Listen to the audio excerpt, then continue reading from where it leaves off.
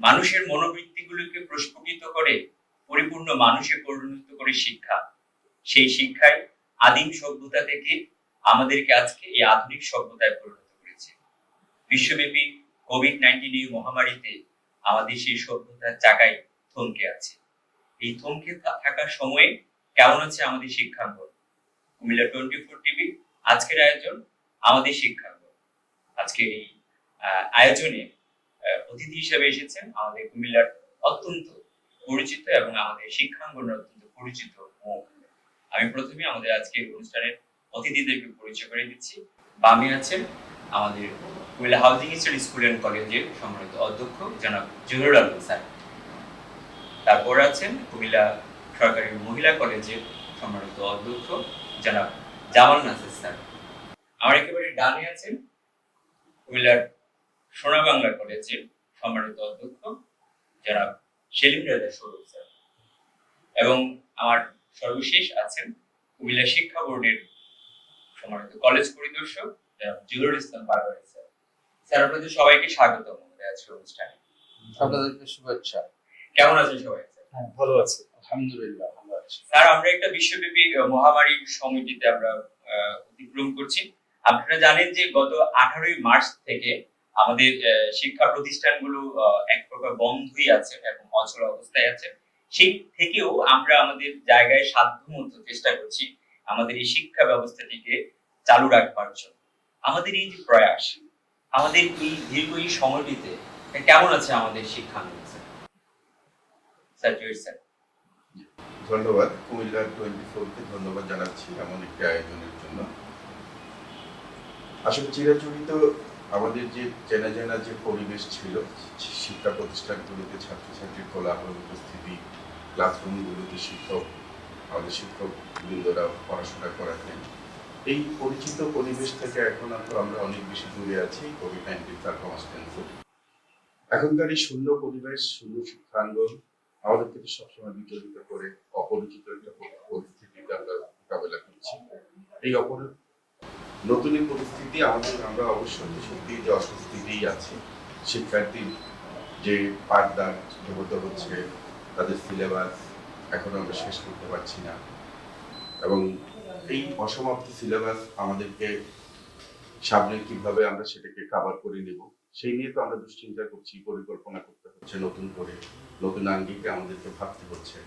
এই ভাবনায় আমরা অভিজ্ঞতার যে জায়গাটুকু সেই জায়গা আমরা কাজে লাগাবার চেষ্টা করছি। রাষ্ট্র সাহায্য করছে আমাদেরকে, কিন্তু এই নতুন পরিস্থিতি, শিক্ষার্থী শূন্য পরিবেশ, অবশ্যই স্যার আমাদেরকে অনেক বেশি নতুনত্বের একটা জায়গায় নিয়ে যাচ্ছে আমাদেরকে। এই পরিস্থিতিতে আসলে জামানত স্যার যদি কিছু বলতেন, স্যারের অভিজ্ঞতাটা একেবারেই অনেক বেশি তিক্ত এবং মধুর একটা বিষয় জায়গায় চলে গেছে। ধন্যবাদ রিমন। আমি আসলে বিষয়টি এভাবে ব্যাখ্যা করি। তার আগে আমি কিছু কথা বলে শুরু করতে চাই। সেগুলো আপনারা জানেন মুজিব শতবর্ষ চলছে। আমরা মুজিব শতবর্ষ উদযাপন করব মহাসমারোহে, এটি আমাদের কল্পনার অংশ ছিল, কিন্তু দুর্ভাগ্যবশত মহান সৃষ্টিকর্তা আমাদের বিশ্বব্যাপী আমাদের উপর যে মহামারী চাপিয়ে দিয়েছেন, আমাদের এই মহামারীতে থমকে গেছে গোটা বিশ্ব। সেই থমকে থাকার মাঝেও বাঙালি জাতির সর্বকালের শ্রেষ্ঠ মানব, বাঙালির শ্রেষ্ঠ পুরুষ, বাঙালির স্বাধীনতার অগ্রদূত, বাংলাদেশ নামক রাষ্ট্রের রূপকার, জাতির জনক বঙ্গবন্ধু শেখ মুজিবুর রহমানের বিদেহী আত্মার প্রতি গভীর শ্রদ্ধা জানিয়ে 15ই আগস্ট ঘাতকের বুলেটে নির্মমভাবে নিহত হয়েছেন তার পরিবারের এবং তার আত্মীয় স্বজন সহ যারা, তাদের আত্মার মাগফিরাত কামনা করে, এবং 1971 সালে মহান মুক্তিযুদ্ধে যাদের রক্তে রাজপথ রঞ্জিত করে আমরা একটি স্বাধীন রাষ্ট্র পেয়েছি, সেই 30 লক্ষ শহীদ এবং 6 লক্ষ মা বোন যাদের সম্ভ্রমের বিনিময়ে আমার লাল সবুজের পতাকা আজ বাংলাদেশের মাটিতে পথ পথ করে, আকাশে পথ পথ করে উড়ে, সেই মা বোনদের প্রতি শ্রদ্ধা জানিয়ে আমি এটি বলতে চাই যে এই করোনা পরিস্থিতি বিশ্বকে যেভাবে থমকে দিয়েছে, তেমনি ভাবে আমাদেরকেও থমকে দিয়েছে। আমাদের বিভিন্ন ক্ষেত্রেই আমাদের অচলাবস্থা নেমে এসেছে। শিক্ষা প্রতিষ্ঠানগুলো প্রাণ হারিয়েছে। একদমই এটি স্পষ্ট ভাষায় বলতে চাই, শিক্ষা প্রতিষ্ঠানগুলো প্রাণ হারিয়েছে। শিক্ষা জাতির মেরুদণ্ড। একটি জাতিকে পরিচালনার জন্য, একটি জাতিকে সঠিক দিক নির্দেশনা দেওয়ার জন্য শিক্ষার কোনো বিকল্প নেই। সেই শিক্ষা অর্জনে আমরা বাধাগ্রস্ত হয়েছি এবং পাশাপাশি আরো একটি দ্বার উন্মোচিত হয়েছে। সেটি হলো মাননীয় প্রধানমন্ত্রী বঙ্গবন্ধু কন্যা, যিনি বাংলাদেশকে নিয়ে স্বপ্ন দেখেন, যিনি 2041 সালের সমৃদ্ধ বাংলাদেশ বিনির্মাণের স্বপ্ন আমাদের সামনে দেখিয়েছেন। তার হাত ধরে ডিজিটাল বাংলাদেশ গড়ার যে সংগ্রাম আমরা 2009 সাল থেকে শুরু করেছি, সেই প্রযুক্তিকে ব্যবহার করে আমরা শিক্ষা কার্যক্রম চালিয়ে যাচ্ছি। আমরা বসে নেই, আমাদের সকল পর্যায়ের প্রতিষ্ঠান তাদের কার্যক্রম চালাচ্ছে। জি স্যার, আমরা আসলে এই জায়গাতে আসতাম যে পরিস্থিতিটা আমরা কিভাবে এগিয়ে যাচ্ছি। আপনি একেবারে শুরুতেই খুব ভালো একটি জায়গায় গিয়েছেন। আমরা আসলে জন্মশতবার্ষিকী যে জায়গাটিতে আমরা শুরু করেছিলাম, সেখানটাতে কিন্তু আমরা থেমে গিয়েছিলাম। শুরুটা হয়েছে কিন্তু আমরা থেমে গিয়েছি। বদ্ধ পরিসরে আমাদের অনেক বেশি প্রয়াস ছিল। আর একেবারে শিক্ষা পরিবারের যারা অভিভাবক থাকেন, শিক্ষা বোর্ড, সেই বোর্ডের কলেজ পরিদর্শকের দায়িত্ব পালন করছেন। এই কোভিড-19 পরিস্থিতিতে স্যার কেমন আপনার জায়গা থেকে কিভাবে দেখছেন? ধন্যবাদ কুমিল্লা কবিপুরকে। আসলে আমরা থেমে নি। আজকে এমন এক সময় শুভক্ষণ, যে বিজয়ের মাস, যে মাসটি হতো সবথেকে উৎসব মুখর, সেখানে আমরা আজকে কিন্তু শিক্ষা প্রতিষ্ঠানগুলিতে, যেটা শিক্ষা প্রতিষ্ঠানের প্রাণ, ছাত্র, শিক্ষক, অভিভাবক এবং এর সাথে সংশ্লিষ্ট যারা, তাদের সরব উপস্থিতি, সেটা কিন্তু আমরা খুঁজে পাই না। এই কারণে সেটা সম্পূর্ণই সারা বিশ্ব জুড়ে আজকে কোভিড-19 যে প্রভাব, সে প্রভাবে আমাদের জীবন কিছুটা হলো একটু ভিন্ন মোড় নিয়েছে, এটা বলতেই হবে। আমি প্রথমে শ্রদ্ধা জানাই হাজার বছরের শ্রেষ্ঠ বাঙালি, জাতির জনক বঙ্গবন্ধু শেখ মুজিবুর রহমান। এই যে মুজিব শতবর্ষ, যে বর্ষটিকে সবচেয়ে আনন্দমুখর করা দরকার ছিল এবং সবচেয়ে গৌরবান্বিত করার সুযোগ ছিল, সেটা হচ্ছে, কিন্তু আমাদের যে পরিকল্পনা সেটাও অনেকটা বেশি গেছে। আজকে শিক্ষা প্রতিষ্ঠানগুলো আমরা কার্যক্রম দেখি, অনলাইন অনেক ক্লাস হচ্ছে, যেটা আমাদের নতুন সংযোজন, যার সাথে আমাদের শিক্ষার্থীরা যেমন পরিস্থিতি ছিল না, শিক্ষকরা তেমন ভাবে পরিস্থিতি ছিল না। কিন্তু আজ সময়ের প্রয়োজনে, সময়ের দাবি, আমাদেরকে কিন্তু অনলাইন ক্লাসে যেতে হচ্ছে। এবং যাওয়ার ক্ষেত্রে আমি যেটা উপলব্ধি করছি, একটা কিছু সমস্যা আমরা লক্ষ্য করি। আমি অনেক শিক্ষা প্রতিষ্ঠানের অনলাইন ক্লাসগুলো ভিডিও দেখছি। একটা শিক্ষককে যে দুটি ভূমিকা পালন করতে হয়, একদিকে তিনি শিক্ষা দিচ্ছেন, আবার শিক্ষার্থী যেহেতু তার সামনে নেই, তিনি সেখানে কিছু প্রশ্ন তৈরি করে নিজে প্রশ্ন করে সেগুলোর সমাধান দেওয়া, তার ছাত্র রূপটাকেও তিনি আলোকিত করা।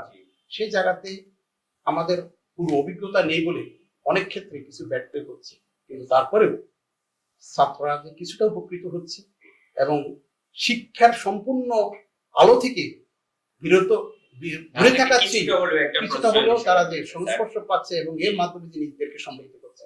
সেজন্য আমরা শিক্ষক পরিবারের সম্মানিত শিক্ষক মন্ডলী থেকে শুরু করে মন্ত্রণালয় থেকে শুরু করে এর সাথে সংশ্লিষ্ট যারা আছে তাদেরকে ধন্যবাদ। কিন্তু আপনারা আমাদের জন্য অনেক বেশি গুরুত্বপূর্ণ সিদ্ধান্ত নিতে হয়েছে আপনাদেরকে। হ্যাঁ, কখন কোন সময় কি বিষয় দিতে হবে। আমরা যখন এই সময়টা ছিলাম, আমরা কিন্তু সবাই অনেক বেশি বিভ্রান্ত ছিলাম, আবার অনেক বেশি আকাঙ্ক্ষিত ছিলাম যে কি সিদ্ধান্ত আসছে আমাদের জন্য এই বিষয়গুলো, এবং কঠিন দায়িত্বটা পালন করেছেন আপনাদের এই বোর্ড এবং মন্ত্রণালয় এই বিষয়টিতে। সবচেয়ে বড় কথা যে মাননীয় প্রধানমন্ত্রী বাংলাদেশের এখন সবচেয়ে আলোকিত এবং একজন যার নির্দেশনার জন্য জাতি চেয়ে থাকে, মাননীয় প্রধানমন্ত্রী জননেত্রী শেখ হাসিনার দক্ষ নেতৃত্বে এই সময়েও বাংলাদেশ কিন্তু ঘুরে বিশ্বের দাঁড়াচ্ছে। অন্য দেশের তুলনায় অনেক মাথা উঁচু করে এগিয়ে যাচ্ছে এবং শিক্ষা ক্ষেত্রে তিনি যে দিক নির্দেশনা দিচ্ছেন সেটা শিক্ষা পরিবারের জন্য এবং শিক্ষকদের জন্য, ছাত্রদের জন্য, সকলের জন্য একটা পথ নির্দেশনা হিসেবে কাজ করছে। ঠিক আছে। স্যার আমি একেবারে চলে যাই স্যার আপনার প্রতিষ্ঠানে,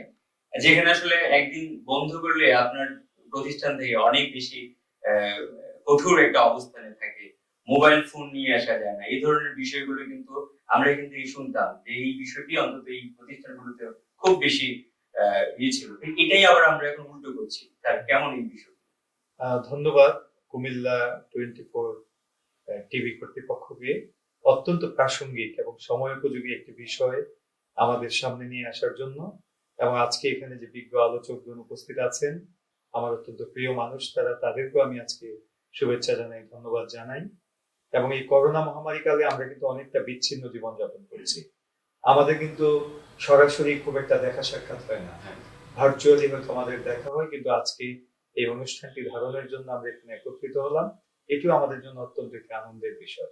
তো আপনি যে কথা বলছিলেন সেটা হচ্ছে আমাদের কিন্তু একটা ছকে বাঁধা জীবন ছিল, তো জীবন কিন্তু ছকে বাঁধা থাকে না, তা আমাদের প্রজন্ম সেটা আমরা অনেক সময় উপলব্ধি করি নাই। কিন্তু এই করোনা মহামারী এসে সমগ্র পৃথিবীর মানুষকে জানান দিয়ে গেল যে তোমাদের পরিকল্পনা অনেক সময় স্তব্ধ হয়ে যেতে পারে, তোমাদের সাজানো সেই বাগান অনেক সময় তছনছ হয়ে যেতে পারে, গতিময় পৃথিবীও কিন্তু থেমে যেতে পারে। আমরা কিন্তু ভুলে গিয়েছিলাম যে এগুলোর পিছনে একটা বিশাল একটি শক্তি রয়েছে, কিংবা আমরা যদি বলি স্রষ্টার একটি নিদর্শন রয়েছে, স্রষ্টার একটি নির্দেশনা রয়েছে, এই বিষয়গুলো বোধহয় আমরা ভুলতে বসেছিলাম। তো সেটি আমরা এখন উপলব্ধি করছি। যেমন আমার প্রতিষ্ঠানে সোনার বাংলা কলেজের কথা বলা হয়েছে, যেখানে আমরা কোনোভাবে ভাবতেই পারতাম না যে কোনো শিক্ষক কিংবা শিক্ষার্থী কলেজে অনুপস্থিত থাকবে, সেখানে আজকে 9 মাস কোনো শিক্ষার্থী কলেজে আসছে না। হয়তো জরুরি কোনো কাজে অফিসিয়াল প্রশাসনিক কোনো কাজে কাউকে যদি আসতে হয় সেটা হলো ব্যতিক্রম ধর্মী ঘটনা, সাধারণ ঘটনা হচ্ছে কেউ আসবে না, তারা ঘরে থাকবে। এবং আমরা তাদেরকে আগে বলতাম কলেজে চলে আসো, এখন বলছি তোমরা ঘরে থাকো। তো এই বিষয়টা, এবং আমরা যেমন মোবাইল আমরা ব্যবহার করতে দিতাম না উচ্চ মাধ্যমিকের শিক্ষার্থীদের, সেটা আমাদের এখানে নিষিদ্ধ ছিল। কিন্তু আজকে আমরা অভিভাবকদেরকে মোটিভেশন দিচ্ছি যে ভাই আপনার সন্তানকে একটি অ্যান্ড্রয়েড ফোন কিনে দিন, আপনি তাকে ইন্টারনেট কানেক্টিভিটির ব্যবস্থা করুন, কারণ এটা না হলে সে অচল হয়ে যাচ্ছে, সে শিক্ষা কার্যক্রমে অংশগ্রহণ করতে পারছে না। তো সুতরাং সময়ের প্রেক্ষিতে আমাদের বদলাতে হবে, এই শিক্ষাটি আমরা অর্জন করলাম এবং আমরা শিক্ষক শিক্ষার্থীরা কিন্তু অনেকটা আপ টু ডেট হয়েছি। তথ্য প্রযুক্তির প্রতি আমাদের অনেকের ভীতি ছিল, অনেক অজ্ঞতা ছিল, সেটা আমরা কাটিয়ে উঠেছি।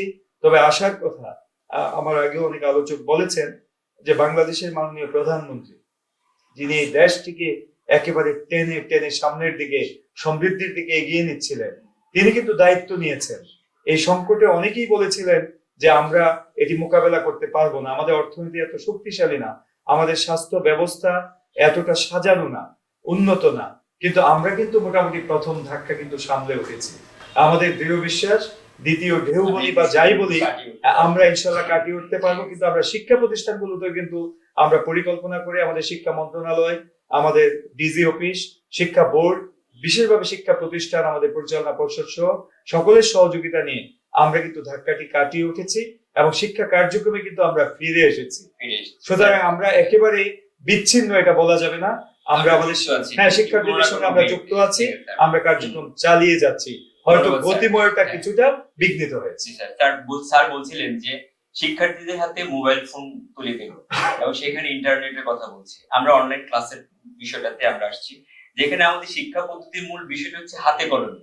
সেই জায়গাটাতে দূরে থেকে শিক্ষার আসলে কতটুকু কার্যকর জায়গাতে আসছে। আবার এখানটাতে দেখা যাচ্ছে যে মোবাইল ফোন ব্যবহার করে ক্লাসে যতক্ষণ না থাকছে তার চেয়ে বেশি আসলে ইন্টারনেট অ্যাডিকশনের দিকেও চলে যাচ্ছে। এই বিষয়গুলোকে স্যার কিভাবে দেখেন? এটি আসলে যে আমাদের কলেজ পরিদর্শক মহোদয় জহিরুল ইসলাম পাটোয়ারি সাহেব একটু টাস্ক দিয়েছেন এবং সৌরভ তো বিস্তারিতই বলেছেন, ডাইমেনশনটা চেঞ্জ হয়েছে, এটি আমাদেরকে মেনে নিতেই হবে। আমরা যেখানে মোবাইল নিষিদ্ধ করেছিলাম, এখন আমরাই আবার মোটিভেশন দিচ্ছি যে তাকে মোবাইল দিতে হবে, কারণ মোবাইল দিলেই সে সংযুক্ত থাকতে পারছে আমাদের কার্যক্রমের সাথে, শিক্ষা কার্যক্রমের সাথে। কিন্তু একটা বিষয়, লক্ষণীয় বিষয় যেটি সৌরভ বারবার বলার চেষ্টা করেছেন, আমাদের মাননীয় প্রধানমন্ত্রী যিনি একদম টেনে টেনে টেনে টেনে দেশটিকে অগ্রগতির পথে নিয়ে যাচ্ছেন। তিনি যে সিদ্ধান্তগুলো দিচ্ছেন গোটা জাতি আজ তার দিকে তাকিয়ে থাকে। তিনি কি সিদ্ধান্ত দেন যে কোনো বিষয়ে, তো তিনি সেই নেত্রী। বঙ্গবন্ধু কন্যা যিনি সোনার বাংলার স্বপ্ন দেখেছিলেন, সেই সোনার বাংলার স্বপ্নে বিভোর হয়ে মাননীয় প্রধানমন্ত্রী একটি সমৃদ্ধ বাংলাদেশ উপহার দেওয়ার জন্য কাজ করে যাচ্ছেন। সেখানে আমরা এখন যে পর্যায়ে আছি, আমি একটু এই জায়গায় আমাদের মন্ত্রণালয় কাজ করছে শিক্ষাকে যাতে শিক্ষার্থীরা বঞ্চিত না হয় কোনোভাবে, প্রতিষ্ঠানগুলো বন্ধ থাকলেও যেন তারা করতে পারে। এখানে আমি আপনার টিভিতে আপনার এই চ্যানেলে আরেকটি প্রোগ্রামে আমি কিন্তু বলেছিলাম যে সরকারের প্রতি আমি একটি আবেদন জানিয়েছিলাম শিক্ষক এবং ছাত্রছাত্রীদের জন্য যেন খুব স্বল্প মূল্যে, সম্ভব হলে বিনামূল্যে, যদি সম্ভব না হয় স্বল্প মূল্যে যেন ইন্টারনেট সাপ্লাই দেওয়া যায়, তাদেরকে সংযুক্ত করা যায় মোবাইল কোম্পানিগুলোর সাথে দেন দরবার করার জন্য। আপনি যেটি বলেছেন যে আমি এখানে একটু স্পষ্ট করে বলতে চাই, এটি সমালোচনা করার জন্য নয়। আপনি এখন যদি বের হন এখান থেকে, তাহলে রানীর দিঘির পার হয়ে এই কলেজ রোড পুরোটাতে আপনি দেখবেন খুব রমরমা অবস্থা, স্টুডেন্টরা সবাই এখানে আছে। শুধু আমার প্রতিষ্ঠানে নেই, আমার কলেজ পরিদর্শক মহোদয় এখানে আছেন।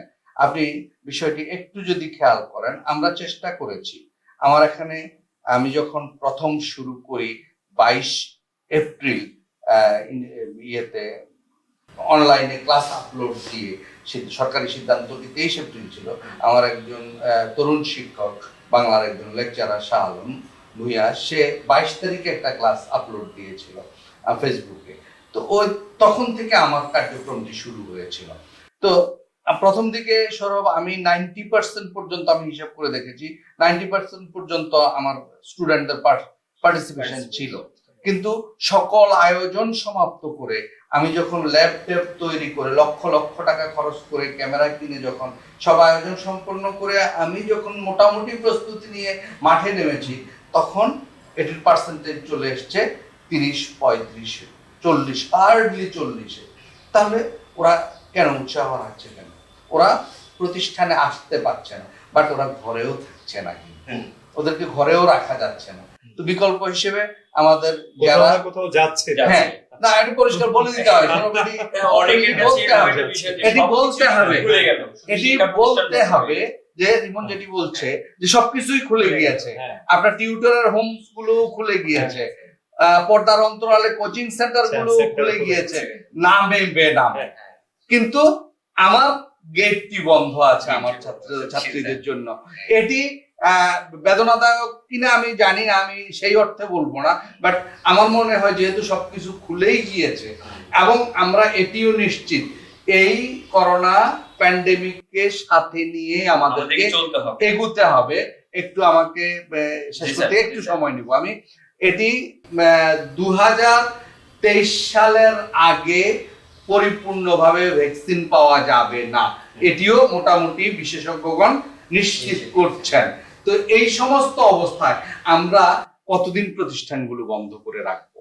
আমার মনে হয় মাননীয় প্রধানমন্ত্রীর দৃষ্টি আকর্ষণ করা উচিত এ বিষয়ে, কারণ যে নিয়ম কানুনগুলো মানা প্রয়োজন, এখন যেটি এসছে, ডাক্তাররা পরিষ্কার ভাবে বলতেছেন, চিকিৎসা বিশেষজ্ঞরা বলতেছেন, চিকিৎসা বিজ্ঞানীরা বলতেছেন যে একটা মাস্ক পরিধান করা এবং নিয়মিত হাত ধোয়া এই দুইটা যদি বলবৎ রাখে কেউ, তাইলে 23 গুণ নিরাপদ থাকবে। অর্থাৎ একটা ওপেন মানুষের চেয়ে 23 গুণ নিরাপদ থাকবে যদি এটিই হয়, এবং আমাদেরকে করোনার সাথেই বসবাস করতে হয়, তাহলে অন্য কাজগুলো যেহেতু আমাদের স্বাভাবিক পর্যায়ে চলে এসছে, সেই হেতু সরকারকে এই সিদ্ধান্ত নিতে হবে। এখানে ভয়ের জায়গায় যেটি ছিল, আমি একটু লেন্দি করে ফেলতেছি রিমন, আমার মনে হয় অন্যরা ইন্টারফেয়ার করবেন পরে আমার কথা।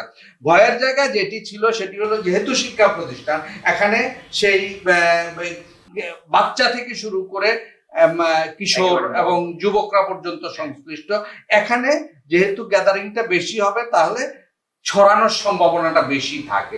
বাট আমরা প্রিকশন গুলো জেনে গিয়েছি, বাজারে গেলে বোঝা যায় না এখন যে যে কখন ইয়া আছে, কোনো প্যান্ডেমিক আছে, pandemic আছে। বা আমি যখন রাস্তায় বেরোই তখন কিন্তু বোঝা যায় না। তাহলে আমার স্টুডেন্টরাও আসতে হবে, সরকারকে এই দায়িত্বটা নিতে হবে এবং পাবলিককে অর্থাৎ আপামর জনতাকে মাননীয় প্রধানমন্ত্রী যেভাবে সব বিষয়ে মানুষকে, সাধারণ মানুষকে সংশ্লিষ্ট করছেন, এটা তো সংশ্লিষ্ট করতে হবে, এই মোটিভেশনটা দিতে হবে যে আপনার বাচ্চাকে স্কুলে দিতে হবে, আপনার বাচ্চাকে কলেজে পাঠাতে হবে। না হলে আমাদের স্বাভাবিক শিক্ষাক্রমটা ব্যাহত হচ্ছে। আমরা কিন্তু প্রাণান্ত চেষ্টা করছি, জহির পাটোয়ারি সাহেব বলেছেন আমরা থেমে নেই, আমরা চেষ্টা করছি। আমি শিক্ষক, আমি নিজেকে প্রশ্নও করতেছি এবং জবাবও দিচ্ছি, দুইটা তৈরি করে আমি আমার ছাত্রকে আমার কাছে ধরে রাখার চেষ্টা করতেছি। বাট আমি এখন মনে হচ্ছে যে আমি এই জায়গাটায় এখন আর কার্যকর ভূমিকা পালন আমি করতে একটু পারছি। হ্যাঁ, সুনির্দিষ্টভাবে একটু যুক্ত করতে চাই। স্যার অত্যন্ত প্রাসঙ্গিক এবং একেবারে যেটা এখনই প্রয়োজন সে বিষয়ের অবতারণা করেছেন। আসলে আমরা সরকারের কাছে একেবারে স্বনির্বদ্ধভাবে আহ্বান জানাতে চাই। আমরা তো আমাদের গার্মেন্টস সেক্টর বন্ধ রাখতে পারি নাই, কিন্তু যখন কথা আসে যে আমাদের শিশু শিক্ষার্থীরা একজনের জীবনও যদি বিপন্ন হয় তাহলে এটা এরকম সিদ্ধান্ত নেওয়া ঠিক হবে না। তো তখন কিন্তু সব সিদ্ধান্তগুলো একমুখী হয়ে পড়ে যে আমরা বন্ধ করে দিই। এটা হচ্ছে সবচেয়ে সহজ সমাধান, এটা কিন্তু কোনো চ্যালেঞ্জিং কোনো ডিসিশন না। কিন্তু শিক্ষা সেক্টরে একেবারে আপনি সবকিছু বন্ধ করে দিয়ে আমরা যদি এরকম আলোচনা অথবা প্রশাসনিক যে বৈঠকগুলো হয় সেখানে আমরা অনেক সময় অনেক পরিসংখ্যান, তথ্য উপাত্ত উপস্থাপন করি, কিন্তু বাস্তবতার সঙ্গে সেটির অনেক ফারাক রয়েছে। সেটি যদি পরিপূর্ণ গবেষণা হয় বোঝা যাবে কতভাগ শিক্ষার্থী আসলে আমাদের সঙ্গে প্রকৃত অর্থে যুক্ত আছে। কারণ আমরা ম্যান টু ম্যান টাচ করার চেষ্টা করি, তারপরেও কিন্তু আমরা প্রচন্ড রকমের হতাশ। এই ক্ষেত্রে কানেক্টিভিটি তৈরি করা যাচ্ছে না। 24 ঘন্টার মধ্যে যদি 2 ঘন্টা সে লেখাপড়ার সঙ্গে সম্পৃক্ত থাকে, সে 10 ঘন্টা আজে বাজে কাজে তার সেই সৌরভ, আমার আসক্ত হয়ে যাচ্ছে। কথার সাথে যোগ করে দিচ্ছি একটু, যে আমার 25 জন স্টুডেন্ট নিয়ে, জহির, আমার 25 জন স্টুডেন্ট নিয়ে একজন টিচার দায়িত্বপ্রাপ্ত এবং নিয়মিত ফোনে কন্টাক্ট রাখছেন, কিন্তু এরপরও তাদেরকে আমি আর এখন সংশ্লিষ্ট করতে পারছি না। আমি 30 থেকে 35 আমি যে কথাটা বলতে চাই চলে যাচ্ছে ওই জায়গায়। আমি যে কথাটা বলতে চাই, কয়েকদিন আগে আমাদের মাধ্যমিক উচ্চ শিক্ষা অধিদপ্তরের পরিচালক মহোদয় একটি ভার্চুয়াল একটি সভায় আমাদেরকে ডেকেছিলেন, ডিজি মহোদয় সেখানে সম্পৃক্ত ছিলেন। সেখানেও বলেছি, আজকে সুনির্দিষ্টভাবে বলতে চাই, প্রতিষ্ঠানগুলোর সক্ষমতা অনুযায়ী আমাদের অন্তত কিছু কিছু শ্রেণীর পাঠ কার্যক্রম খুলে দেওয়া উচিত। যেমন আমরা যদি দ্বাদশ শ্রেণীর ক্লাস একাদশ শ্রেণী পর্যন্ত আমরা আরো কিছুদিন দেখতে পারি।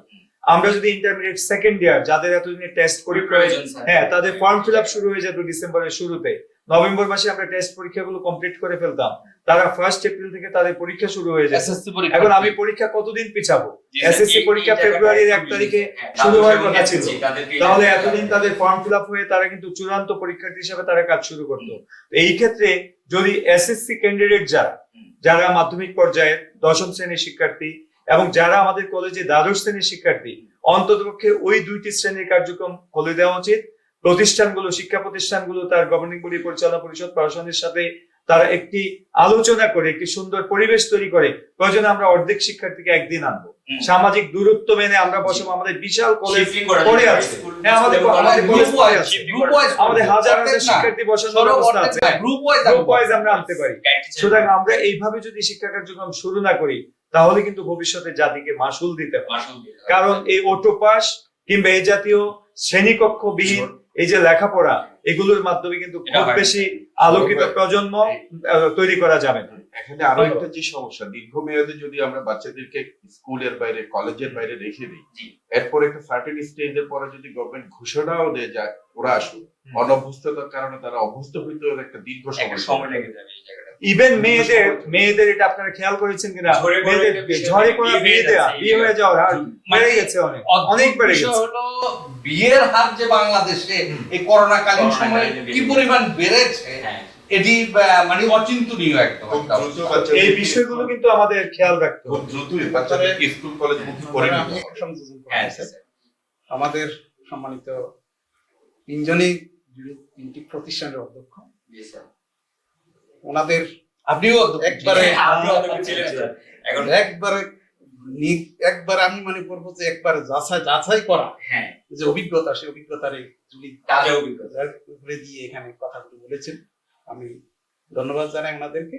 তবে একটি বিষয়, আসলে করোনার রূপটা আমাদের একটু লক্ষ্য করতে হবে। করোনার প্রাথমিক যে রূপ ছিল সেখানে লকডাউন ছিল, সামাজিক দূরত্ব ছিল, তারপরে হোম কোয়ারেন্টাইন ছিল। এখন কিন্তু রূপটা একটু চেঞ্জ হয়ে গেছে। আমাদের দ্বিতীয় ঢেউটা আসার সময় কিন্তু মন্ত্রণালয়ে সকল বোর্ডের নেতৃবৃন্দ এবং শিক্ষক নেতৃবৃন্দ সকলেরই মতামত নিয়েছে, নিয়ে মাননীয় প্রধানমন্ত্রী যেটা সবচেয়ে বেশি নির্দেশনা দিয়েছেন যে দ্বিতীয় ঢেউটা কোন রূপে আসে, কি আসে বা সেটা রূপ কি হয়, সেটা না দেখে এই মুহূর্তে আমরা আরেকটা ঝুঁকির মধ্যে বছরের শেষে যেতে পারি না।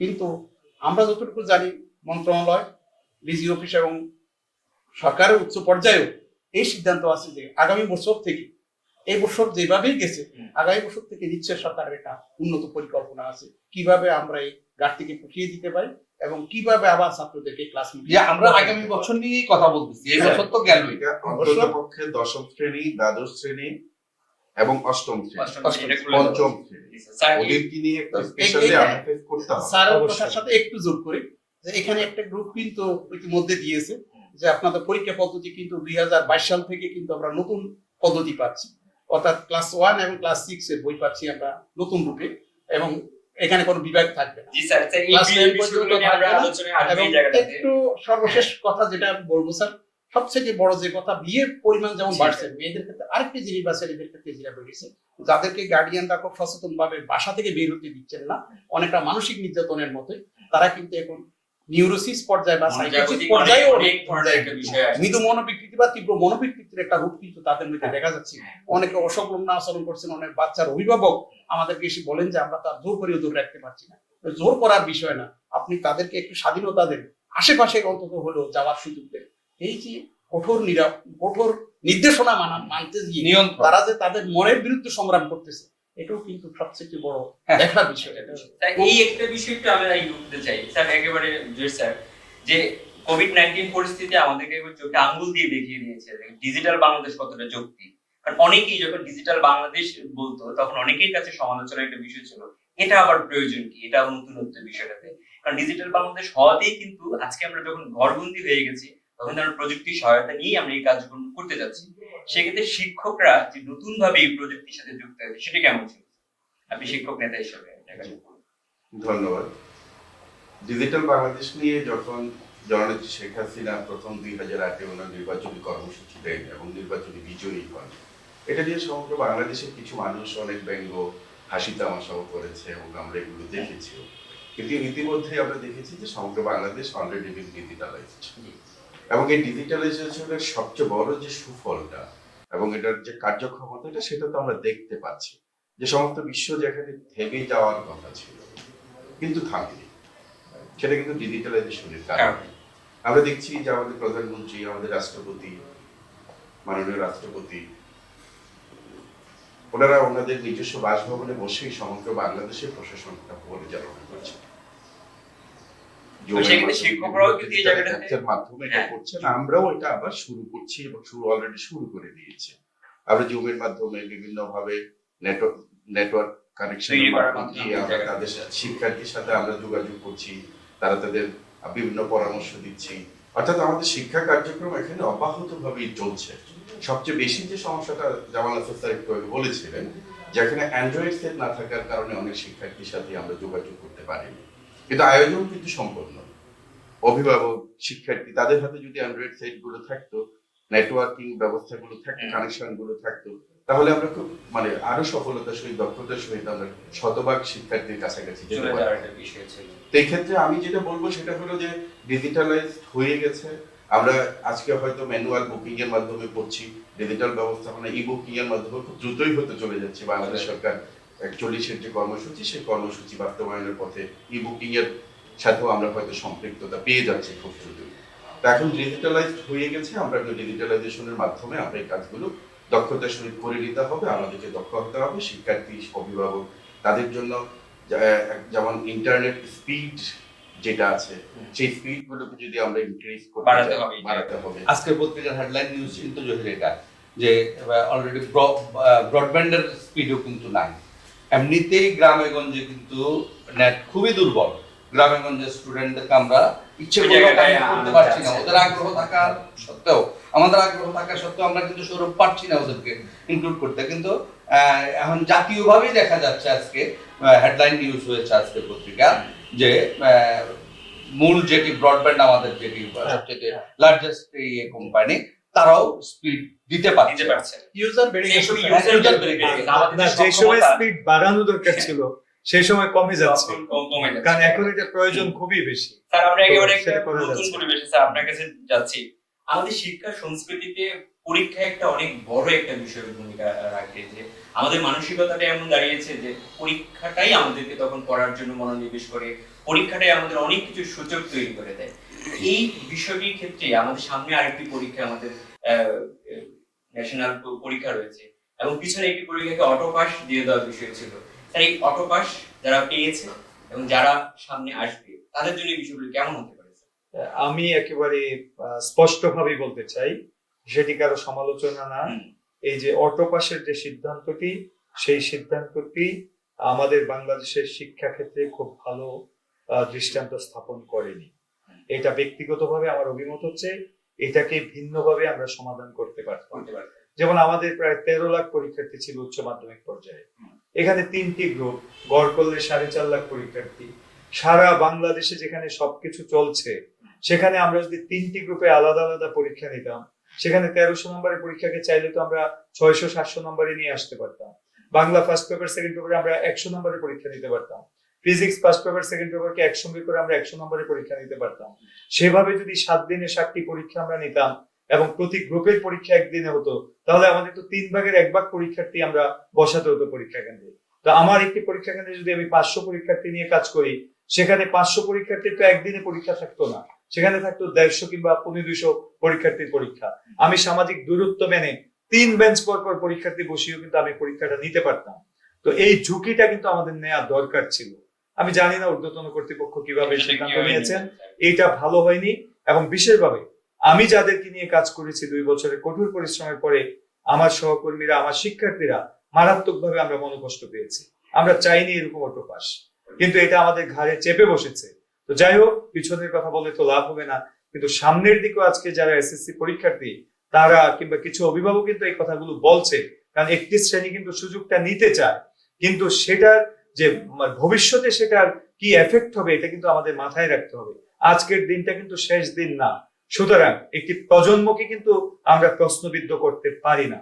সুতরাং যারা কঠোর পরিশ্রম করেছে, ভালো করে পড়ালেখা করেছে, তারা কিন্তু কখনো রাস্তায় দাঁড়াবে না অটোপাসের জন্য, বরঞ্চ তারা মর্মাহত হয়েছে। সুতরাং এই প্রজন্মকে রক্ষা করার জন্য এবং পরীক্ষা এবং গুণগত মানের শিক্ষার ধারাবাহিকতা রক্ষা করার জন্য কোনোভাবেই আর অটোপাসের দিকে যাওয়া যাবে না। পরিস্থিতির আলোকে আমরা পরীক্ষাকে ভিন্নভাবে নিতে পারি, মার্কস একটু কমিয়ে দিতে পারি, পরীক্ষার সময় কমিয়ে দিতে পারি, কিন্তু কোনোভাবে অটোপাসের মতো এরকম কোন সিদ্ধান্ত নেওয়া দেশের শিক্ষা ব্যবস্থাকে এগিয়ে দেবে না, বরঞ্চ প্রশ্নবিদ্ধ করবে। এবং যারা সেই সুযোগটি পাবে তারা কিন্তু এটা চায় নাই, সুতরাং তারা না চাওয়ার পরও তাদের উপর যে চাপিয়ে দেওয়া হলো, ভবিষ্যতে যদি কেউ তাদেরকে নিয়ে কোনো তিরস্কার করে, কোনো ক্ষেত্রে যদি কোনো বাধা হয়, কারণ ওই ব্যক্তি তো একা চাকরির পরীক্ষা দিবে না, সে চাকরির পরীক্ষা দিবে 5-7টি ব্যাচের সঙ্গে। সুতরাং যখন নাকি আমি ভাইবা বোর্ডে থাকবো, আমি বলবো তুমি অটোপাস, আরেক ব্যাচের সে তো অটোপাস হবে না, সুতরাং ওকে তো তাদের সাথে কম্পিট করতে হবে। এই কারণে এই বিষয়টা কিন্তু আমাদের খেয়াল রাখতে হবে সিদ্ধান্ত স্যার নেওয়া। এখানে আপনি আমি এখানে কলেজ পরিদর্শক মহোদয় একটু পরে বলবেন, আমি একটু সাপ্লিমেন্ট করতে চাই সৌরভের সাথে। সেটি হলো, সৌরভ যেটি বলেছেন আমি একদম সরাসরি এভাবে বলতে চাই না সৌরভ। আমি যেটা বলতে চাই সেটি হলো, একটি সিদ্ধান্ত তখন প্রয়োজন ছিল। আমরা 2 দিন আগেও মাননীয় শিক্ষামন্ত্রী বক্তব্য দিয়েছিলেন, আমাদের সকল আয়োজন কিন্তু সম্পন্ন ছিল, আমরা মানসিকভাবে প্রস্তুত ছিলাম, এবং মানসিকভাবে না, আমরা সকল কিছু নিয়ে প্রস্তুতি সম্পন্ন ছিল, আমরা পরীক্ষা নিব। এবং 2 দিন আগে মাননীয় প্রধান শিক্ষামন্ত্রী যখন বক্তব্য দিচ্ছিলেন সাংবাদিকদের কাছে, আপনারা এই তারিখে পাবেন, আমরা তখনও নিশ্চিত যে পরীক্ষা হবে, এটি সীমিত আকারে হবে বা ইয়ে হবে, এটি আমরা চিন্তা করেছি। আপনি বলেছেন একদিনে 2 বেলা পরীক্ষা নেওয়া যায়, কিন্তু হ্যাঁ, আজকে সকালে বাংলা নিলে এক গ্রুপের আর যে বিশেষ করে বাংলা এবং ইংরেজির ক্ষেত্রে কিছুটা প্রবলেম, হ্যাঁ, কিন্তু আমরা পার্টলি পরীক্ষাটা নিতে পারতাম। এবং যেটি বলেছেন 2 পেপার মিলিয়ে 100 নাম্বার নয়, যেহেতু প্রশ্নপত্র করা ছিল, আমরা যে কোনো এক পেপারের পরীক্ষা নিতে পারতাম, বাংলা ফার্স্ট পেপার নিতে পারতাম, ইংরেজি সেকেন্ড পেপার নিতে পারতাম, কেমিস্ট্রি ফার্স্ট পেপার নিতে পারতাম, ফিজিক্স সেকেন্ড পেপার নিতে পারতাম, সবার জন্য একটা এভাবে হতো। নিয়ে নিতে পারতাম। হ্যাঁ, একটা বিষয় তো যেটি হয়ে গেছে আপনি বলেছেন, আপনার এটার সাথে আমি একমত। সবচেয়ে বড় কথা তো ছিল তখন একটা সিদ্ধান্ত প্রয়োজন ছিল, কারণ শিক্ষার্থীরা এবং অভিভাবকরা প্রচন্ড রকম মানসিক চাপে ছিলেন, কি হয় এবং দীর্ঘদিনের লকডাউনে বাচ্চাদের কিন্তু মানসিক বৈকল্য এবং শিক্ষাতেও ঘাটতি দেখা দিয়েছিল। পরীক্ষা হলেও যে তারা খুব ভালোভাবে এনজয় করে পরীক্ষা দিতে পারতো তা হয়তো নয়। সেই ক্ষেত্রে এই সিদ্ধান্তটি মন্দের ভালো হয়েছে, কিন্তু আমার ছিল সেটি হলো আপনি যেটি বলেছেন ভবিষ্যতেও যেন এই ঘটনাটি না ঘটে। যেটি রেজাল্ট হয়েছে সেখানে অনেকগুলো বিষয় আসবে, এখানে যদিও বলা হয় যে কাউকে না কাউকে সাফার করতেই হবে, আমাদের এখানে বোর্ডের কলেজ পরিদর্শক মহোদয় আছেন, তিনি বলবেন কাউকে না কাউকে সাফার করতে হবে, কিন্তু সাফারিংসটা যদি অন্যায্য হয়, যে স্টুডেন্টটা মাদ্রাসা থেকে এসে আমার কলেজে ভর্তি হয়েছে, আলিম পাস করে, দাখিল আলিম পাস করে এখানে এসে ভর্তি হয়েছে, তার ওই পাঠের সাথে এই পাঠের কোনো মিল নাই, আপনারা তো রেজাল্ট ওইটার সাথে বেরি করে দিবেন। আপনারা কমার্স থেকে যে ছেলেরা, যে মেয়েটা আর্টসে গিয়েছে, তার ওই সাবজেক্টগুলোর সাথে তার সাবজেক্টের কোনো মিল নেই, কিন্তু ওই রেজাল্টও আপনারা নির্ধারণ করবেন। সায়েন্স থেকে যে স্টুডেন্টটা আর্টসে গিয়েছে, সেই ক্ষেত্রে কি এগুলো, আমি মনে করি এগুলো ইনজাস্টিসের পর্যায়ে যাবে, অবশ্যই ইনজাস্টিসের পর্যায়ে যাবে। আপনি হয় খুব ভালো দিয়ে দিবেন, নাহলে খুব খারাপ দিয়ে দিবেন, বা মাঝামাঝি যেটাই দেন, এটি ইনজাস্টিসের। তো এই জন্য আমার কাছে মনে হয় আমরা পরীক্ষা নিয়ে নিলেই পারতাম, একটা পরীক্ষা যেন তার ভাবে নয়, আমাদের সকল প্রস্তুতি যেহেতু ছিল আমরা একটা পরীক্ষা নিতে পারতাম। এই চ্যালেঞ্জটা আমাদের গ্রহণ করা দরকার ছিল। এই কারণে তখন কিন্তু প্যান্ডেমিক নিয়ন্ত্রণে ছিল, করোনা কিন্তু আমাদের নিয়ন্ত্রণে চলে এসেছিল। হ্যাঁ, এই সময় আমরা ডাউনওয়ার্ড ছিল রেটটা, যেটা জহির বললেন, হ্যাঁ আমরা এটা করতে পারতাম। তো আমার এটি আজকের এই অনুষ্ঠানের মাধ্যমে মাননীয় প্রধানমন্ত্রী সহ সরকারের কাছে, শিক্ষা মন্ত্রণালয়ের কাছে আমার আবেদন থাকবে, এ ধরনের সিদ্ধান্ত যেন ভবিষ্যতে না আসে, কারণ এটির পক্ষে 10 থেকে 15% থাকবে, এটির পক্ষে 10 থেকে 15% থাকবে, এটি 100%-এর রূপক কখনোই হতে পারে না, কখনোই হতে পারে না। আমার কলেজ থেকে 100% পাস করেছে, আমি আশা করতাম এখান থেকে সায়েন্সে 95 থেকে 97% পাস করতো, মানবিকে 70 থেকে 75% পাস করতো, ব্যবসায় শিক্ষা 80 থেকে 82% পাস করতো, আর বাকি যারা তারা হয়তো এতে উৎফুল্ল হয়েছে। আমার প্রকৃতপক্ষে স্টুডেন্ট যারা, সৌরভ যেটি বলেছেন, তারা কিন্তু খুশি হয় না। আমরা পরীক্ষা প্রয়োজনে পিছাবে, গভর্নমেন্ট বলেছে নেক্সট এসএসসি পরীক্ষা এবং এসএসসি পরীক্ষা পিছানো হবে, কিন্তু বিকল্প হিসেবে যদি চিন্তা করা হয়, আরো একটু ইজি করে, সময় কম ক্ষেপণ করে, আমি জহিরের মাধ্যমে মেসেজ দিতে চাই যে সময় কম ক্ষেপণ করে সহজ পদ্ধতিতে আমরা যাতে পরীক্ষাটা নিতে পারি, অন্তত পরীক্ষার্থী স্টুডেন্ট তার নিজেকে যাচাই করার মিনিমাম সুযোগ যদি যেন পায়, মানে পরীক্ষার বিকল্প অন্য কিছু না, পরীক্ষার বিকল্প অন্য পরীক্ষা, অন্য প্যাটার্ন। একটু আগে যেটা আলাপ করেছি যে পাবলিক এক্সাম যেগুলো, সেই শ্রেণীর ক্লাসগুলো যেন আমরা নিশ্চিত করতে পারি। সৌরভ ভাই যেভাবে বলেছেন যে আমরা দরকার হলে গ্রুপ 1 স্টুডেন্টদেরকে নিয়ে আসবো, দরকার হলে আমরা 2 শিফট করবো, হ্যাঁ একদিনে আমরা 2টা শিফট, আমরা শিক্ষকরা কষ্ট করব, আমরা কষ্ট করব, সপ্তাহে 6 দিন আমাদের ওয়ার্কিং ডে, জহির আমাদের ওয়ার্কিং ডে সপ্তাহে 6 দিন, এই 6 দিনে আমরা আর্টস 2 দিন, সায়েন্স 2 দিন, কমার্স 2 দিন, আমরা এভাবে নিতে পারি আমরা নিশ্চয়ই। যারা আচ্ছা স্যার, একটু আমি রিমনকে একটু বলতে চাই, যেমন এই যে অটো পাস হলো, আমরা দেখেছি কিন্তু আমরা যদিও নন অফিসিয়ালি বলি গোল্ডেন জিপিএ 5, অর্থাৎ সব বিষয়ে 80-র উপরে মার্কস পেলে, অফিসিয়ালি জিপিএ 5। তা আমরা তো দেখেছি অতীতে অনেক জিপিএ 5 পাওয়া, বা যেটা অভিভাবকরা বা শিক্ষকরা আমরা নাম দিয়ে ফেলেছি গোল্ডেন জিপিএ 5, এরকম পাওয়া অনেক শিক্ষার্থী তো ফেল করেছে উচ্চ মাধ্যমিক। তাহলে আজকে যেই ছেলেটি সেরকম জিপিএ 5 পাওয়া, সে তো পরীক্ষা দিলে ফেল করতো, কিন্তু তার রেজাল্ট আসবে কিন্তু জিপিএ 5, তাকে জিপিএ 5 থেকে বঞ্চিত করার কোনো সুযোগ নাই। তো এই জিপিএ 5 পেয়ে সে তো আমার ভবিষ্যতে সে মেডিকেলে ভর্তি হয়ে যাবে, ইঞ্জিনিয়ারিং এ ভর্তি হয়ে যাবে, কারণ সেখানে রেজাল্টের একটি বিশাল ভূমিকা রয়েছে, এবং প্রাইভেট ইউনিভার্সিটি গুলোতে সে ভর্তি হয়ে যাবে জিপিএ দিয়ে। অনেক জায়গায় তো ভর্তি পরীক্ষায় জিপিএ সেই মার্কসটাকে, সেটাকে খুব গুরুত্ব দেওয়া হয়। তো সুতরাং এখান থেকে আমাদের অযোগ্যরা অনেক সময় অনেক বড় জায়গায় চলে যাবে, তাহলে যারা যোগ্য তারা তো বঞ্চিত হবে, তাদের উপর তো ইনজাস্টিস হবে। এই ব্যাপারটা তো আমাদের মাথায় রাখতে হবে। স্যার একটু যোগ করবেন। আমার সবচেয়ে এই মুহূর্তে মনে পড়ছে, আকবর হোসেন একটি বই পড়েছিলাম, কি পাইনি, আচ্ছা সেখানে একটা লাইন ছিল যে দ্বিতীয় বিশ্বযুদ্ধের পরে এই বিশ্বের মানুষ 3টি ভাগে বিভক্ত হয়ে গেছে। একদল গড়েছে সুখীর ইন্দ্রপুরী, একদল তার তলে দাঁড়িয়ে করছে পুকুরছড়ি, আর বৃহৎ একটি অংশ খাচ্ছে বিক্রি করে। আজকে আমাদের পাশের মধ্যে 3টা ভাগ হয়ে গেছে। একদল সুযোগ সন্ধানী ছাত্র, তাদের জন্য এটা হয়েছে এটা সবচেয়ে বড় আনন্দের। আর যারা মাঝারি গোছের ছাত্র আছে তাদের জন্য না ভালো তার মন্দ, মোটামুটি মন্দের ভালো। আর যারা সবচেয়ে আলোকিত ছাত্র এবং প্রতিষ্ঠানের জন্য যারা সবচেয়ে বড় গৌরবের, তাদের মনে কিছুটা হতাশা এবং কষ্ট কাজ করেছে। তারা যে প্রত্যাশা করেছিল সেই প্রত্যাশার সাথে তাদের প্রাপ্তির একটা বড় ব্যবধান হয়ে যাচ্ছে। এখন এটা কেন? আসলে যে কোনো পলিসি করতে গেলে এই ধরনের পরিস্থিতি তো সবসময় আসে না। এটা জাতির জীবনে হয়তো যেমন যুদ্ধের পরে 72-এর পাশ নিয়ে আমাদের অনেক কথা আছে, ঠিক তদ্রূপ এই ধরনের হয়তো একটা এই পরীক্ষার রেজাল্ট নিয়ে হয়তো অনেক কথা হবে। স্যার যে কথা বলছেন, আমার শব্দ জামাল নাসির স্যার যে কথা সবচেয়ে বেশি করে তুলে ধরেছেন যে এটা বড় কঠিন বিষয়। আমরা যদি এখন ছাত্রদেরকে সান্ত্বনা দিতে যাই, কি বলে সান্ত্বনা দিই? আবার যখন কেউ তাদের দিকে আঙুল তুলে কথা বলবে যে আরে তোমরা তো পরীক্ষা না দিয়ে সার্টিফিকেট পেয়েছো, এটা কিন্তু তাদের অপরাধ নয়। কিন্তু এই কথাগুলো তো আর মুখ চেপে ধরে রাখা যাবে না। কিন্তু বাস্তবতার নিরিখে আজকে হয়তো এটা হয়েছে, কিন্তু আপনাদের মতো আমিও প্রত্যাশা করি যে সামনে আসলে আমাদের অনেক সুযোগ আছে পরীক্ষাগুলো নেয়ার, ক্লাসগুলো চালু রাখার। সেই সুযোগগুলোকে ব্যবহার করে সীমিত পরিসরে হলো ছাত্রদেরকে শিক্ষকদের পাশে আনতে হবে। কারণ শিক্ষক ছাড়া ছাত্রের শিক্ষা কখনোই গুণগত শিক্ষা আশা করা যায় না। আমাদের ঝুঁকি তো নিতেই হবে। আমরা কুমিল্লা এপিজেডে যে পরিমাণ শ্রমিক ওখানে ঢুকে প্রতিদিন, তার অর্ধেক শিক্ষার্থীও কিন্তু ইন্টারমিডিয়েট হবে না। তো ওই যে না অর্থনৈতিক ঝুঁকি আমরা নিচ্ছি। জহির আবার একটু পিছনের দিকে একটু ইয়ে করি সৌরভ, জহির যে ঝুঁকিটার কথা বলতেছে এই ঝুঁকিটাই নিতে হবে আগে।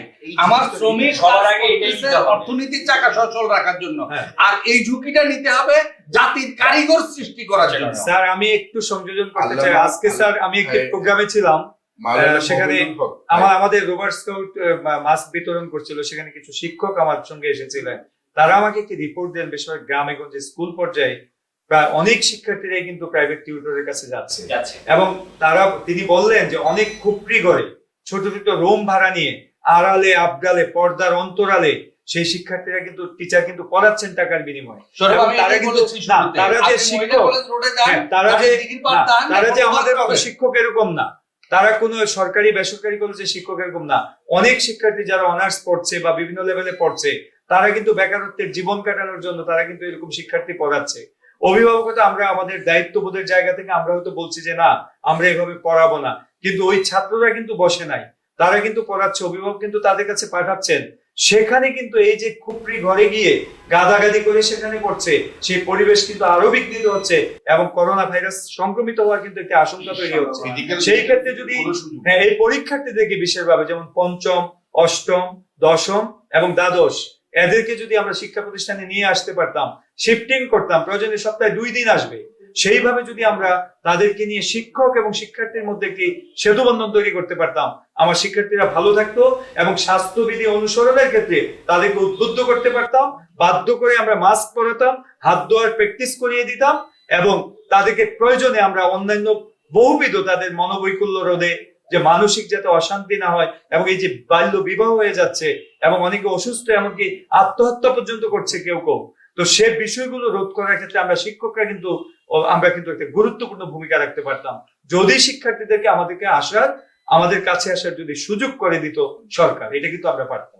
সুতরাং এই বিষয়টা উল্টা পিঠটাও কিন্তু আমাদেরকে দেখতে হবে। কিছু বলবেন স্যারের কথার ধরে আমি একটু বলছি, যেটাই আসলে শিক্ষক, শিক্ষার্থী এবং শিক্ষা প্রতিষ্ঠানে কিন্তু সকলের জন্য মানসম্মত শিক্ষা এটা নিশ্চিত করতে হলে শিক্ষকের বিকল্প কিছু নেই, শিক্ষা প্রতিষ্ঠানের বিকল্প নেই। ছাত্র আসবে খালি পাত্র নিয়ে যাবে, বিদ্যা অর্জন করে ভরা পাত্র। এই ভরা পাত্র ভরে দেওয়ার দায়িত্ব যে শিক্ষক, তাদের সংস্পর্শে যতক্ষণ পর্যন্ত না আসবে, সেই আলোকিত জায়গা শিক্ষা প্রতিষ্ঠানে যতক্ষণ পর্যন্ত না আসবে, গুণগত শিক্ষা নিশ্চিত করা কখনো সম্ভব হবে না। সুতরাং আজকে স্যার যে কথাটা বলেছেন যে বিভিন্ন স্থানে আমরা যখন দেখি, আসলে আমি যদি দরজা একদিকেও বন্ধ রাখি, যদি পানি যাওয়ার মতো স্রোত থাকে, তাই এখান দিয়ে বন্ধ থাকে, অন্যখান দিয়ে রাস্তা ভেঙে হলো সে যাবে, সেভাবেই যাচ্ছে, কেউ বসে নেই। স্বাস্থ্যের যে বিষয়টা, এই যে আমরা সাইকিয়াট্রিস্টদের কাছে যাব, মনোবিজ্ঞানীদের কাছে গিয়ে আমরা ট্রিটমেন্ট কিছু লাগবে না, ওই রোগীদেরকে আমাদের কাছে পাঠিয়ে দেন, আমাদের ছাত্র তো, ওদের মানসিক স্বাস্থ্য ভালো হয়ে যাবে, অবশ্যই এখানে আমরা করে দিতে পারি। জি স্যার, মানসিক এই জায়গাটা আমাদের অনেক বেশি। আশা করি সাইকিয়াট্রিস্ট থেকে যেতে সকলের হবে। কথা কর্তৃপক্ষের কাছে এটা অনুরোধ রাখবো যে জি স্যার। সামনে যাতে এই বিষয় নিয়ে খুব দ্রুত চিন্তা একটা করে বিষয় থাকে স্যার। আমাদের স্যার, নতুন বর্ষ আসতেছে, হ্যাঁ, সেই সময় যাতে শিক্ষার্থীদেরকে নতুন কিছু উপহার দেন কর্তৃপক্ষের কাছে সেই জি স্যার, এই আবেদন। জায়গাটা থেকে যাচ্ছে স্যার। এই আপনাদের কথা থেকে যে বিষয়টা বেরিয়ে আসতেছে যে সবকিছুই চলছে, আমরাই বন্ধ, আবার সব বিষয়ই চালু, আমরাই বন্ধ এই জায়গাটা ক্ষেত্রে। তারপর যে শিক্ষা প্রতিষ্ঠানগুলোতে যারা প্রাইভেট পড়াচ্ছে, কোচিং করাচ্ছে, গোপনে করাচ্ছে, চুপে চুপে করাচ্ছে, এটা কিন্তু তারা কিন্তু শিক্ষা দান করছেন, তাই না? এই কাজটিও এমন একটি ভালো কাজ, সেটা কিন্তু আমরা লুকিয়ে লুকিয়ে করতে হচ্ছে। এই বিষয়গুলো কিন্তু স্যার দেখবার বিষয় স্যার। মানে পড়াচ্ছে সেটা তো ভালো, চুরি তো করছে না স্যার, পড়াচ্ছে সেটা লুকিয়ে। না, এবং এটা এক ধরনের চুরি, এই কারণ বিষয়গুলো এখানে একটা স্বাস্থ্যবিধির বিষয় একটা এখানে বিষয় থাকে। রয়ে গেছে, হ্যাঁ, নিরাপত্তার একটা হ্যাঁ, বিষয় রয়ে এটা গেছে, unethical। এটা আনএথিক্যাল, হ্যাঁ, অবশ্যই এটা আনএথিক্যাল। আনএথিক্যাল, বাচ্চারাও এখানে একটা চুরি করা যায়, যায়। হ্যাঁ, কখনো কখনো চুরি করা কিন্তু উচিত। নিশ্চয়ই আমাদের যারা ব্যবস্থাপক তারা এই বিষয়গুলো দেখবার বিষয় স্যার, যে একটা ভালো জিনিস করতেও আমি এটা চুরি করে করছি। এখন একটা বিষয় হলো আমরা এমনও দেখি যে একজন অভিভাবক, সম্মানিত অভিভাবক, তার সন্তানকে কলেজে ভর্তি করতে আসার পরে প্রথমে এসে আমাদের অধ্যক্ষ মহোদয়গণের সঙ্গে দেখা করে আমরা যখন চা অফার করি তখন আগে বলে, স্যার আপনার ওই সাবজেক্টটা কোন টিচার ভালো পড়ান, কেন ভাই ওনাকে করছেন কেন, কি আপনি কি ওনার খুব ভক্ত? কয় না স্যার, ওনার সঙ্গে একটু যোগাযোগ করবো, আমার ছেলেটাকে প্রাইভেট পড়াবো। আমরা অনেক সময় কিছুটা ধমকের সুরেও বলি, অনেককে বিনয়ের সঙ্গে বলি যে আপনি আগে প্রাইভেটের কথা কেন বলছেন, আগে আমার ক্লাস কার্যক্রম দেখেন, আমি ক্লাসে সব পড়িয়ে দেব, আপনি প্রাইভেটের কথা বলে আমাকে কেন প্রলুব্ধ করছেন, আমার শিক্ষকের চরিত্র কেন নষ্ট করছেন? তো দুই দিক থেকেই সমস্যা আছে। আপনি যখন টাকাটা আমাকে দিতে চাইবেন, আমার নৈতিকতার ভিত্তি যদি খুব বেশি সুদৃঢ় না হয়, তাহলে আমি কিন্তু ফাঁকফোকর দিয়ে ওটা নিতে চাইবো। আর আরেকটা হচ্ছে, আপনি দিতে চাইবেন কেন, অথবা আপনাকে আমি ঠেকালাম, আপনি কিন্তু অন্য কোনো জায়গায় গিয়ে কিন্তু পড়াবেন। যেমন আমি আমার কলেজে দেখেছি অনেক বিষয় আমি বলছি নো প্রাইভেট, নো প্রাইভেট, আমি বারবার পড়িয়ে দেব, 2 বার 3 বার 4 বার 5 বার পর্যন্ত পড়াই কোনো বিষয়, কিন্তু দেখা যায় আমার যে টিচার প্রাইভেট পড়ায় না, তারা অন্য টিচারের কাছে গিয়ে কিংবা কোনো স্টুডেন্টের কাছে গিয়ে, হয়তো নিম্নমানের, তার মেধা অতটা শানিত না, সেখানে গিয়ে টাকা দিয়ে কিন্তু সে পড়াচ্ছে, তার স্যাটিসফ্যাকশন আসছে না প্রাইভেট টিউটরের কাছে না গেলে। দুই দিক থেকে কিন্তু সমস্যা। আর আজকের এই খুপড়ি করে বদ্ধ করে আমার শিক্ষার্থীকে নিয়ে গিয়ে তাদেরকে কিন্তু অনেক বেশি ক্ষতি করে দিচ্ছে কিছু টাকার লোভে, কিছু মানুষ টাকার লোভে, আর কিছু মানুষ মরিয়া হয়ে বিদ্যা ক্রয়ের জন্য, কিছু অভিভাবক কিন্তু বিদ্যা কিনে নিতে চায়, বিদ্যা যে অর্জনের বিষয়টা তাদের মাথায় নাই, তারা বিদ্যা কিনতে চায়। সেই ক্ষেত্রে তার সন্তানের স্বাস্থ্যবিধি মানারও তিনি প্রয়োজন বোধ করছেন না, সন্তান মরে যাক কিন্তু জিপিএ 5 পেতে হবে, এরকম একটি টার্গেটও কিন্তু কারো কারো মধ্যে আছে। এটাও কিন্তু মহামারীর মতো, এটাও কিন্তু বেধি, এদিকেও আমাদের নজর দিতে। স্যার, আমরা এই বিষয়টা পরিবর্তন করব। আমরা যারা দর্শক, যারা অভিভাবক দেখছেন, তারা অবশ্যই এই বিষয়টি খেয়াল করবেন যে আমরা অভিভাবকরাই যদি এই জায়গাটার প্রতি বেশি এগিয়ে আসি, তাহলে কিন্তু শিক্ষার্থীরা বিপদের মুখেই পড়বে, যে আমাদের প্রাইভেট পড়তে হবে, পড়াতে হবে, প্রাতিষ্ঠানিক শিক্ষা ব্যবস্থার দিকে তাদের একটা আস্থা রাখতে হবে। স্যার, এখানে আপনি যদি একটু বলতেন। ধন্যবাদ। শিক্ষা গবেষণা এবং এই যে পরিবর্তন, দুজনেই তুখোড় শিক্ষক নেতা, অনেক ভালো কথা বলেছেন এবং অনেক কথাগুলোই বলে ফেলেছেন। আমাদের স্বাধীনতার পরে আমাদের প্রথম ছিল যে কৃষি নির্ভর অর্থনীতি। একটা সময় আমরা কৃষিভিত্তিক শিল্প নির্ভর অর্থনীতি গেলাম, এখন আমরা ধীরে ধীরে শিল্প নির্ভর অর্থনীতিতে পা রাখছি। এই যে স্তর আমরা অতিক্রম করছি, এর একটা সন্ধিক্ষণ আছে। এই সন্ধিক্ষণ একটা থেকে আরেকটা যেতে মধ্যখানে যে সময়টুকু, এটা সব দেশেরই কিছুটা ক্রাইসিস যায়। এই ক্রাইসিস সময়গুলো আমরা পার করে করে যে জায়গায় আসতাম, যেমন নাসার স্যার যে কথাটি প্রথম সুন্দরভাবে বলেছেন যে অনেক ক্ষেত্রে আমাদের ইতিহাসের গতি প্রবাহ কিন্তু ভিন্ন খাতে প্রবাহিত করার চেষ্টা করা হয়েছে। যা বঙ্গবন্ধু, জাতির জনক বঙ্গবন্ধু যে শিক্ষানীতি দিয়েছিলেন, সেটা নিয়ে যদি আমরা অবসর হতে পারতাম, তাহলে কিন্তু বাংলাদেশ আর এই পর্যায়ে থাকতো না। কিন্তু আমরা এখন পর্যন্ত নির্ধারণ করতে পারিনি আমরা আমাদের শিক্ষা ব্যবস্থা কি হবে, স্থায়ী রূপটা কি হবে। আমরা মৌলিক জিনিসগুলো রেখে অন্যান্য শাখা প্রশাখা পাল্টাতে পারতাম, কিন্তু আমরা অনেক ক্ষেত্রে মৌলিকত্ব যেমন চেঞ্জ করে ফেলি, শাখা প্রশাখাগত কোনো খবরই থাকে না। ফলে শিক্ষা ব্যবস্থা প্রতি বছরেই নতুন নতুন রূপ ধারণ করতেছে, কিন্তু স্থায়ী কোনো রূপ ধারণ করছে না। এটা আমাদের একটা বড় সমস্যা। আর আসলে লার্নিং এবং আর্নিং এই দুটার মধ্যে সামঞ্জস্য করতে না পারলে শিক্ষা অনেক ক্ষেত্রে অর্থহীন হয়ে যায়। আমি বিদেশে হোটেলে কাজ করে, ওইখানে কিন্তু একদিকে লার্নিং আর একদিকে আর্নিং হচ্ছে। আমাদের দেশে কিন্তু এই ধরনের মানুষ আমরা তৈরি করতে পারি, যেমন মানসিকতা তৈরি করতে পারি না। স্যার যে কথাটা যে কথাটা বলেছেন, ওইখানে বিল্ডিং এর মধ্যে তারা যাইয়া কি করতেছে, কাজ করতেছে। আমরা কিন্তু আমাদের দেশে কাজ করার মতো মানসিকতা যদি তৈরি করতে পারতাম, তাহলে এই শ্রমটা ধরে তারা দেশে দিত, দেশ উন্নত হতো, আমরা কিন্তু যোগ্য হবো। এখানে এই ক্ষেত্রে আমি একটু বলছিলাম, যেমন আমাদের ক্যারিয়ার ওরিয়েন্টেড কিছু সাবজেক্ট আমাদের পড়া উচিত। যেমন ব্যক্তিগতভাবে তুমি আমার কলেজের লেকচারার, তুমি আইসিটি পড়াচ্ছ, আইসিটিও কিন্তু একটা ক্যারিয়ার ওরিয়েন্টেড সাবজেক্ট, সেই সাথে প্রযুক্তি নির্ভর একটা শিক্ষা। পাশাপাশি এখানে নিচের ক্লাসগুলোতে ষষ্ঠ শ্রেণী থেকে ক্যারিয়ার নামে একটা সাবজেক্ট আসছে। এটা যেটা হলো সেটা পরীক্ষা হয় না।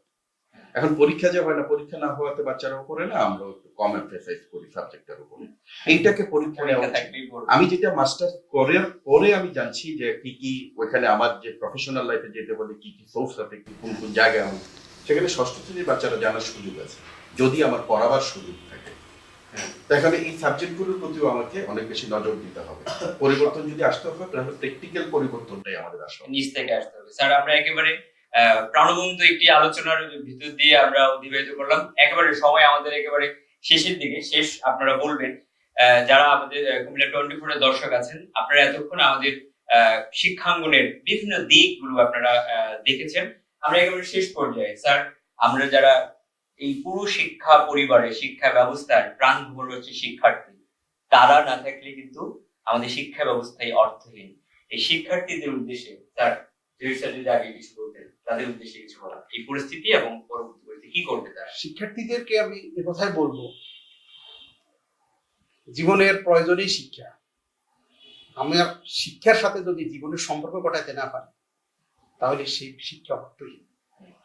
আমার জীবনের সাথে সামঞ্জস্য করি এমন বিদ্যা অর্জন করবো যেটা দেশ, জাতি এবং আমাদের সকলকে সমৃদ্ধ করবে। আমি সরাসরি বলতে চাই, প্রিয় শিক্ষার্থীরা, তোমরা কিন্তু থেমে থাকার পাত্র নও। এ জাতি বীরের জাতি, লড়াই করে আমরা স্বাধীনতা এনেছি। তো সুতরাং তোমাদের বলবো, যারা পরীক্ষার্থী তারা হতাশ হবে না। অটো পাস হয়েছে, কি হয়েছে, তোমাদের সামনে ভর্তি পরীক্ষা আছে, সেটিকে যুদ্ধ হিসেবে নাও। ভালো করে প্রস্তুতি নিয়ে স্বাভাবিকের চেয়ে অনেক ভালোবেসে ভর্তি পরীক্ষায় ভালো ফলাফল করে তুমি একটু উন্নত প্রতিষ্ঠানে ভর্তি হও, এটাকে চ্যালেঞ্জ হিসাবে নাও। আর অন্য যারা আছো তারাও ঘরে বসে থাকবে না, বেশি বেশি করে পড়ালেখা করো, বাড়তি কিছু বই পড়ো, ধর্মকর্ম করো, অভিভাবকের কথা শোনো, স্বাস্থ্যবিধি মেনে চলো, এবং অবশ্যই শিক্ষকদের সাথে যোগাযোগ রেখে তাদের কাছ থেকে বিশেষ নির্দেশনা নিয়ে তোমরা তোমার জীবনকে আরো ভালো করে সাজানোর জন্য একটি মহৎ পরিকল্পনা গ্রহণ করো এবং সেটি বাস্তবায়নে মরিয়া হয়ে চেষ্টা করো। করোনা মহামারী চলে যাবে, একদিন স্বাভাবিক সুন্দর সকালে আমরা আবারও জীবনের জয় গান গাইব ইনশাআল্লাহ। ধন্যবাদ স্যার। স্যার, মানব জাতির এই ক্রান্তিকালে আমার এই প্রজন্মের ছাত্রছাত্রী যারা, আমাদের ছাত্রছাত্রী যারা এবং দেশব্যাপী ছাত্রছাত্রী যারা, তাদের উদ্দেশ্যে একটি আহ্বান, থেমে থাকলে চলবে না। পৃথিবী প্যান্ডেমিক শুরু, করোনা আসার আগে থেকেই বদলাচ্ছিল। আমি কথাটা বারবার বলছিলাম, পৃথিবী গতিময় হয়ে গেছে, প্রচন্ড গতিতে এগিয়ে চলছে। তথ্য প্রযুক্তি গোটা পৃথিবীকে পরিচালিত করছে। প্যান্ডেমিক এসছে, থামিয়ে দিয়েছে একটি ব্যবস্থাকে, কিন্তু আমাদেরকে নতুন গতিপথের সন্ধান দিয়েছে, নতুন পথের সন্ধান দিয়েছে। আমাদের এই শিক্ষার্থী তোমরা যারা, তোমরা নতুন পথে, নতুন উদ্দীপনা নিয়ে, নতুন স্বপ্ন নিয়ে বঙ্গবন্ধুর স্বপ্নের সোনার বাংলা বিনির্মাণে তোমাদের নিজেদেরকে তৈরি করবে। মুজিব শতবর্ষে এবং 2020 সালের বিজয়ের মাসে এটি আমার প্রত্যাশা এবং আমি তোমাদেরকে এই পথে ধাবিত হওয়ার আহ্বান জানাচ্ছি। ধন্যবাদ সকলকে। ধন্যবাদ স্যার। স্যার, সবাই তো বললেন শিক্ষার্থীদের উদ্দেশ্যে। আমি এবছর যারা, আমরা বারবার যারা অটো পাস বলছি, আমি অনুরোধ করব, আমরা অটো পাস শব্দটা যদি ব্যবহার না করে COVID-19 ব্যাচ ব্যবহার করি, তাহলে বাচ্চাদের হয়তো সাইকোলজিক্যাল একটা সুবিধা। এই ক্ষেত্রে আমি সবার কাছে অনুরোধ রাখবো যে অটো পাস শব্দটা আমরা যদি পরিহার করি এবং COVID-19 ব্যাচ হিসাবে যদি আমরা বলি, তাহলে বাচ্চাদের যারা এবার পাস করে গেল তাদের হয়তো একটু মনস্তাত্ত্বিক সুবিধা হবে। আর আমরা, স্যার বলেছিলেন যে আমরা বীরের জাতি, সৌরভ ভাই বলেছিলেন, আমরা সত্যিকার অর্থে আমরা বীর। আমাদের ঝঞ্ঝা, ভূমি, খরা, বন্যা সব কিছু মোকাবেলা করে করে আজকে বাংলাদেশ আমরা। এবং আজকে আমরা যেমন এগিয়ে নিয়ে যাচ্ছি, আমাদের তোমরা যারা আছো প্রিয় শিক্ষার্থীবৃন্দ, তোমরাও কিন্তু এগিয়ে নিয়ে যাবে এবং 41-এ বাংলাদেশ উন্নত বাংলাদেশ করবে। এই উন্নত বাংলাদেশে তোমরা সঞ্চালকের ভূমিকায় থাকবে এবং এই ভূমিকা যাবার জন্য তোমরা নিজেকে যোগ্য করে গড়ে তুলবা, এই আশাবাদ ব্যক্ত রাখছি। তোমাদের সকলের জন্য শুভকামনা। হ্যাঁ দর্শক, আমরা একেবারে শেষ পর্যায়ে আজকের এই প্রাণবন্ত অনুষ্ঠান থেকে আমরা এই বিষয়গুলো আপনাদের জন্য নিয়ে এসেছি যে শিক্ষা ব্যবস্থায় শিক্ষা ছাড়া কোনো বিকল্প নেই। কিন্তু এই থেমে থাকার সময়ে আমরা আমাদের প্রচেষ্টাগুলো, আমরা আমাদের চেষ্টাগুলো সাধ্যমতো চালিয়ে যাব, তবেই আমরা আমাদের নির্দিষ্ট লক্ষ্যে পৌঁছতে পারবো। তা আজকে এই আমাদের শিক্ষাঙ্গনের আলোচনা করবে যারা অতিথি বৃন্দ এখানে এসেছেন, আমি সবাইকে কুমিল্লা 24 পক্ষ থেকে ধন্যবাদ জানাচ্ছি। আপনারা আমাদের আমন্ত্রণে সাড়া দিয়েছেন, আপনাদের ধন্যবাদ। আর দর্শক, আপনারা কুমিল্লা 24 এর সাথে থাকবেন, আর সুস্থ থাকবেন, ভালো থাকবেন। আজকের মধ্যে বিদায় নিচ্ছি, ধন্যবাদ।